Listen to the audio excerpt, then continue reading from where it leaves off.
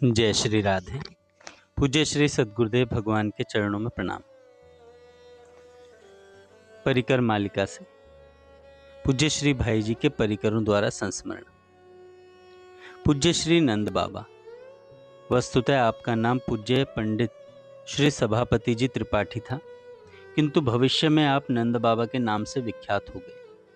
जब गीता प्रेस की स्थापना हुई थी, तब आप युवावस्था वाले ग्राम ग्राम घूमकर गीता प्रेस से प्रकाशित गीता की प्रतियों को बेचा करते थे तथा गीता का प्रचार किया करते थे।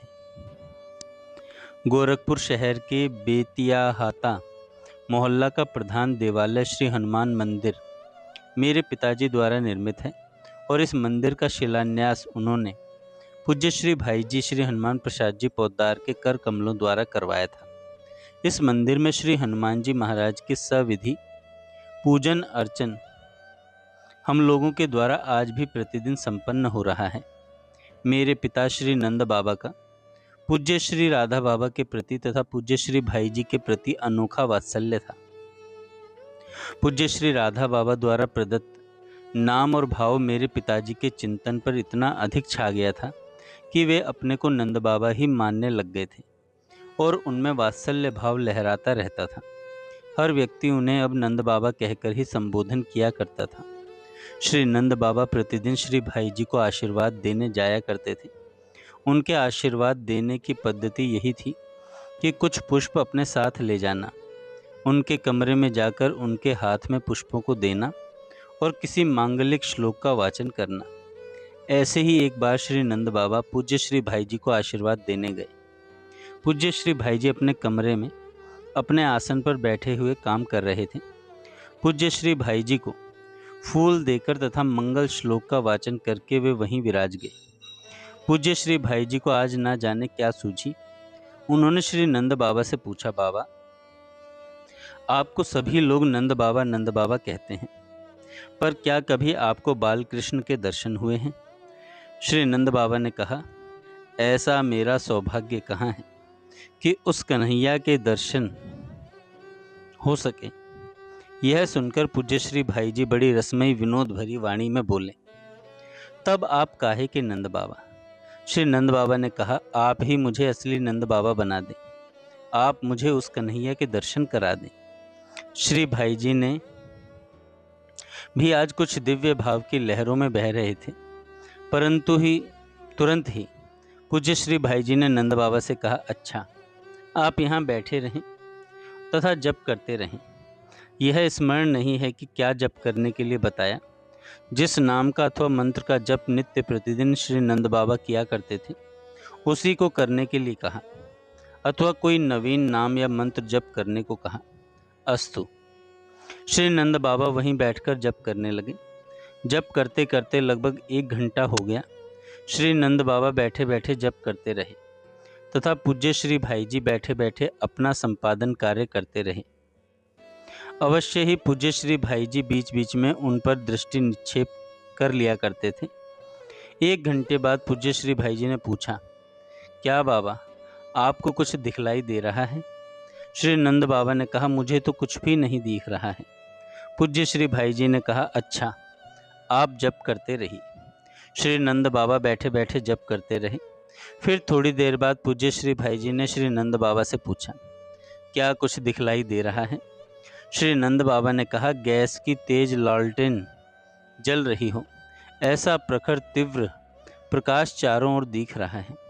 श्री भाई जी ने कहा, धीरज पूर्वक आप बैठे रहिए तथा जप करते रहिए। श्री नंद बाबा का जप पूर्ववत चलता रहा। फिर थोड़ी देर बाद पूज्य श्री भाई जी ने पूछा, क्यों बाबा, कुछ दिखलाई दे रहा है? श्री नंद बाबा ने कहा, अब वह प्रखर प्रकाश नहीं है, बल्कि पीला नीला मिश्रित हल्का हल्का प्रकाश दिख रहा है। पूज्य श्री भाई जी ने आश्वासन देते हुए श्री नंद बाबा को जप करते रहने के लिए कहा। थोड़ी देर बाद फिर उन्होंने जिज्ञासा की, क्या बाबा, अभी तक दर्शन नहीं हुए? श्री नंद बाबा गदगद वाणी से तथा रुद्ध स्वर में बोलने लगे, क्या बताऊं, नीली ज्योति बिखेरता हुआ एक छोटा सा बालक घुटरुन चल रहा है। चाल भी बड़ी मंद है। अधिक कुछ श्री नंद बाबा बोल नहीं पाए।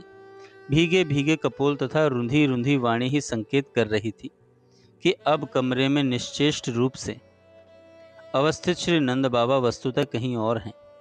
श्री नंद बाबा पूज्य श्री भाई जी के कमरे में कुल लगभग 3 घंटा रहे, पर इस 3 घंटे में उन्हें क्या नहीं मिल गया। इससे कुछ समय बाद एक बार आदरणीय विमला बहन से मेरे पिता श्री नंद बाबा अपने मन की बात कहते हुए बोले, मैं तुमसे बात कर रहा हूँ और तुम मेरे सामने खड़ी हो, पर तेरे भीतर और तेरे बाहर सदा एक नीला प्रकाश दिखता रहता है। यह केवल तुम्हारे साथ ही नहीं, यह बात सभी के साथ है। चारों ओर नीला प्रकाश झलकता रहता है। मेरे पिताजी श्री नंद बाबा को जो दिव्य दर्शन मिले और जीवन के अंतिम दिनों में जैसी दिव्य भाव में स्थिति रही, यह सब पूज्य श्री भाई जी की कृपा के फलस्वरूप था।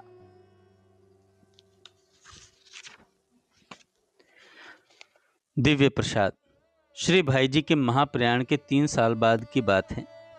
सन 1974 में श्री राधा अष्टमी महोत्सव उत्सव पूर्वक मनाया गया। अष्टमी तिथि के बाद छठवें दिन षष्ठी का उत्सव रात्रि के समय मनाया गया। श्री विश्वभानु लली को पालने में झुलाकर रात्रि जागरण का कार्यक्रम हुआ।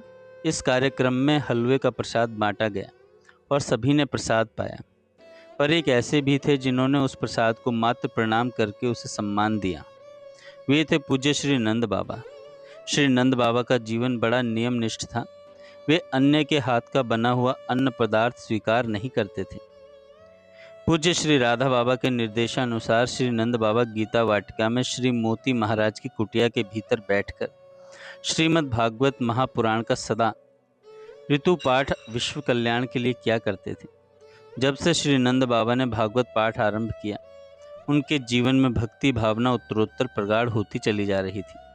उनका पारिवारिक नाम तो था पंडित श्री सभापति जी त्रिपाठी, पर पूज्य श्री राधा बाबा के संपर्क में आने के बाद उनके व्यक्तित्व पर नंद बाबा भाव अधिकाधिक आच्छादित होता चला गया।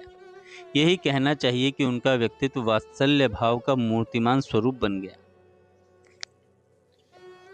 श्री राधा अष्टमी पांडाल में षष्ठी उत्सव मना करके तथा हलवा प्रसाद को प्रणाम करके श्री नंद बाबा श्री मोती महाराज वाली कुटिया में आ गए। कुटिया के बाहर छोटा सा टीन शेड था। उसी टीन शेड में बैठकर श्री नंद बाबा भगवत स्मरण पूर्वक नाम जप करने लगे। ब्रह्म वेला का समय था। उसी समय श्री नंद बाबा ने देखा पूज्य श्री राधा बाबा की कुटिया की ओर से मेरी ओर श्री भाई जी चले आ रहे हैं। उनके हाथ में 2 पत्तल हैं, एक के ऊपर एक रखी हुई 2 पत्तल, और उस पत्तल पर ढेर सारा हलवा है। अपने दोनों हाथों में हलवा भरी पत्तल लेकर श्री भाई जी पास में आए और बोले, नंद बाबा, आज आपने पांडाल में षष्ठी पूजन का प्रसाद नहीं लिया। यह लीजिए, मैं आपके लिए दिव्य हलवा प्रसाद लाया हूँ। ऐसा कहकर श्री भाई जी ने प्रसाद की भरी पत्तल श्री नंद बाबा के हाथ में दे दी। प्रसाद देकर श्री भाई जी चले गए और श्री नंद बाबा ने वह हलवा प्रसाद उसी समय पा लिया। प्रसाद पाते ही उनकी स्थिति कुछ विलक्षण हो गई। नेत्रों से अनवरत अश्रु प्रवाह बह चला। आनंद हृदय में हिलोरें लेने लगा। उस आनंद के आधिक्य से श्री नंद बाबा का मुखमंडल प्रसन्नता से खिल उठा। प्रातःकाल में उनको प्रणाम करने गई। मेरे प्रति उनका बड़ा वात्सल्य था। उन्होंने कहा, ए विमला, यहाँ आ, आज तो अनोखी बात हो गई। ब्रह्म वेला में श्री भाई जी मेरे पास आए थे। मैं उनके पास बैठ गई। वे रह रह करके अपने वस्त्र से अपने प्रेमाश्रुओं को पोंछते जा रहे थे और प्रसाद पाने का विवरण बताते जा रहे थे। सारा कुछ बताकर उन्होंने कहा, अभी तक उस परम विचित्र घृत की सुगंध से मुख भरा हुआ है। प्रसाद से इतना तृप्त हूँ कि उसकी कोई सीमा नहीं है। श्री नंद बाबा के मुख से यह सारा विवरण सुनकर मेरे भी आनंद की सीमा नहीं थी। श्री नंद बाबा यह बतला रहे थे, उस समय उनकी विभोर अवस्था देखते ही बनती थी। ठीक ऐसा ही प्रसंग पुनः 15 दिन बाद घटित हुआ। यह पहला प्रसंग है सन 1974 ईस्वी के भाद्र शुक्ल त्रयोदशी का। इसके 15 दिन बाद पूज्य श्री भाई जी का जन्म दिवस अश्विन कृष्ण द्वादशी को आता है। द्वादशी के एक दिन पहले एकादशी की बात है। श्री नंद बाबा ने एकादशी का व्रत किया। वे रात्रि को सो गए। अगले दिन द्वादशी के सवेरे ब्रह्म मुहूर्त में श्री नंद बाबा 3 बजे उठकर और टीन शेड के नीचे अपने आसन पर बैठकर नाम जप कर रहे थे। उसी समय श्री नंद बाबा ने देखा श्री भाई जी आ रहे हैं। उनके एक हाथ में छड़ी है और दूसरे हाथ में पत्तल है। श्री नंद बाबा के पास आकर श्री भाई जी ने कहा, नंद बाबा, आज मैं वैष्णवों की गोष्ठी में गया था। उस गोष्ठी में से चला आ रहा हूँ। वहीं मुझे पत्तल में खीर प्रसाद मिला। मैं सोच रहा था कि कोई उपयुक्त पात्र मिले तो मैं उसे दे दूं। ऐसा सोच ही रहा था कि आप दिखलाई दे गए। यह खीर प्रसाद आप स्वीकार करें। इतना कहकर श्री भाई जी ने वह खीर प्रसाद नंद बाबा जी को दे दिया और उन्होंने तत्काल पा लिया। प्रसाद पाते ही उनकी स्थिति पहले की अपेक्षा और अधिक गहरी हो गई। इस बार तो सारे दिन अश्रुपात होता रहा। श्री नंद बाबा की मस्ती की झूम अनोखी थी। उनके रोम रोम से आनंद फूट रहा था। जब श्री नंद बाबा ने वह व्रत मुझको बतलाया तो मैंने जाकर पूज्य बाबा को बताया। पूज्य बाबा ने श्री नंद बाबा को बुलाया और सारा व्रत सुना। सुनकर पूज्य श्री राधा बाबा ने कहा, आज श्री पोद्दार महाराज का जन्म दिवस है, अतः कुछ तो आपको स्वीकार करना ही चाहिए। श्री नंद बाबा ने कहा, उस खीर की सुगंध रोम रोम में व्याप्त रही है। सुबह से लेकर अभी तक डकार पर डकार आ रही है। डकार के साथ आने वाली सुगंध बड़ी अनोखी है। एकदम कंठ तक छका हुआ हूँ। खाने पीने की तनिक भी इच्छा नहीं है। पूज्य बाबा ने कहा, पर बाबा, आज कुछ तो लेना ही चाहिए। नंद बाबा ने कहा, जैसी आपकी आज्ञा। उसी समय पूज्य मैया के पास से बाई दाल चावल घी मसाला शाक आदि ले आई। नंद बाबा ने अंगीठी जलाकर अपने हाथ से खिचड़ी बनाकर ठाकुर जी को भोग लगाया। वह प्रसादी खिचड़ी श्री राधा बाबा की आज्ञा का निर्वाह करने हेतु अपने लिए नाम मात्र को रखी, शेष सारी भक्तों में वितरित कर दी।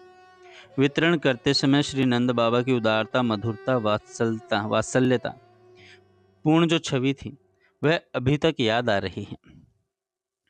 जीवन के अंतिम दिनों में भगवत भजन करते हुए आपने भगवत धाम के लिए महाप्रयाण किया और गीता वाटिका निवासियों पर अपने भव्य व्यक्तित्व की अमिट छाप छोड़ गए।